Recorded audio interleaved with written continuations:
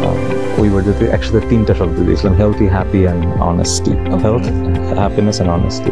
তো এটা খুব ভালো লাগে। আমি হচ্ছে এটাই চাই, একটা সুস্থ মানুষ হোক, সুখী থাকুক এবং সৎভাবে জীবনযাপন করুক। ওকে খুব বড় কিছু হতে হবে এই দরকার নেই। বিয়ে করেছে তাহসান খান। তার থেকে অনেক ছোট বয়সের মেয়ে রোজাকে নিয়ে হানিমুনেও গিয়েছে তিনি। তবে যতই বিয়ে করুক না কেন, মেয়ের প্রতি ভালোবাসা ও দায়িত্ববোধ একই রকম থাকবে তাহসানের।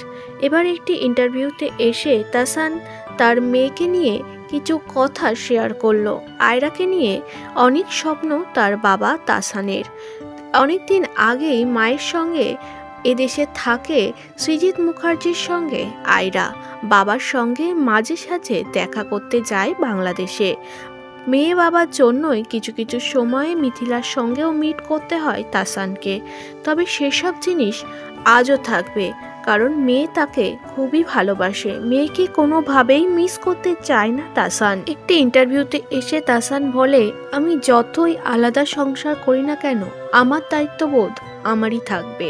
আমি যে আয়রার বাবা, এটা তো আমি কোনোভাবেই অস্বীকার করতে পারবো না। দুটো মানুষ আলাদা হয়ে যেতেই পারে, সন্তান তো কোনো দোষ করেনি।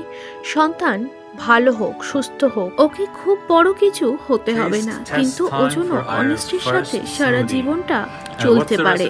আর আয়রারও নাকি বাবার এই কথাগুলি খুবই ভালো লাগে। মেয়ে বাবার সম্পর্ক কখনো খারাপ হবে না, একথা তাহসান নিজেই জানিয়ে দিল। And whipped cream and nerds and Skittles. Wow. Okay, let's